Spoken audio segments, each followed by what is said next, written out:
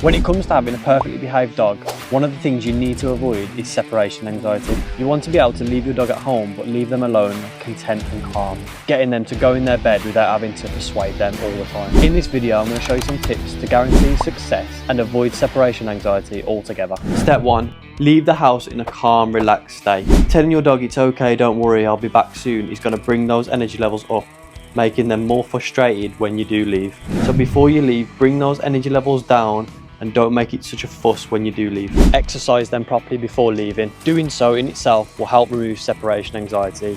Now before you go to work, exercise them by walking them on a loose lead for about an hour or so. Or if your dog's more energetic, you can do 30 to 40 minutes intense exercises, games such as fetch, scent work, and anything that gets your dog physically and mentally stimulated. Okay?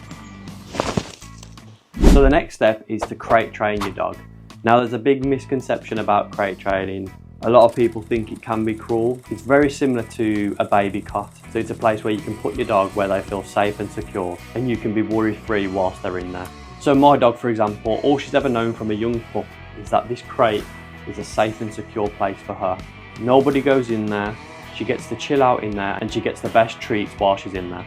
Now 9 out of 10 times she will go in there without me even having to ask. So even when we're eating our food, when we're doing cleaning, we can ask her to go in the crate and she'll happily just chill out. So from my perspective, I have never once come home to anything chewed up or destroyed. But don't get me wrong, it's been a long process. As you can see, this crate is pretty worn down, where she has been frustrated in there at times. But again, this has saved us a lot of money and a lot of time. And now as you can see, the results have definitely paid off. But how can you achieve this? Now, just like you guys at home, my dog has cried every single night. She's tried to dig her way out the crate. She has shown signs of frustration whilst in there. But what did I do? I ignored that behaviour. Now, it's almost like a tough love approach. But had I gone down to her while she was showing those behaviours, while she was crying, while she was frustrated, then I would have reinforced that behaviour. Now, dogs are really smart, so they'll start to understand that every time they do cry or start to dig at the crate, you're going to come down and let them out and show them affection. But I'll keep on doing that behaviour. You have to push through this. Now, I know it can be hard, but shut the door, put some earplugs in and just ignore your dog. Your dog will soon realise that when she's in the crate, she will have to settle down. Now, don't just chuck them in the crate and expect them to be fine. You have to make it comfortable. You put a really comfy bed in there, cover it with a blanket, make it look nice. Give them their toys, give them their treats in the crate. Now, if you do want a full breakdown, step-by-step guide of how to crate train your dog properly, let me know in the comments below. Step 4, when you return, don't make it such a big deal. Now we all know there's nothing better than being greeted by our best friends. But if you are having issues with separation anxiety, this single thing will really help you improve that. So get into the habit of ignoring your dog when you first come in the house, waiting until they're calm and relaxed. And as soon as they're in that relaxed state, you can then give them all the affection in the world.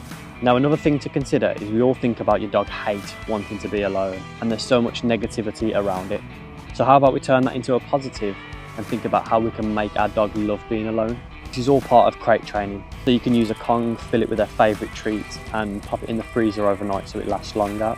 Whatever your dog's favourite thing is, you guys know your dog better than I do. And about 10 minutes before you leave, pop that favourite thing into the crate and shut the door, leaving your dog outside the crate.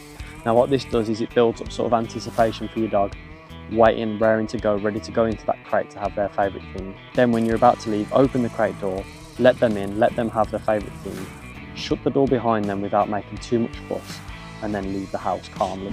Doing this every single time will become part of your dog's routine. Over time, making them super excited when you leave because they get access to the best thing in their life. And even if you work from home a couple of days a week, the days you're at home, pop them in the crate for an hour or two and leaving them to settle. Not only does this give you space to continue with your meetings, but in fact it's conditioning your dog so that when you do leave them alone, it's not such a big shock to the system. I hope you all have massive success when avoiding separation anxiety, and if you do like videos like this, I'll be releasing one every single week, so make sure you subscribe.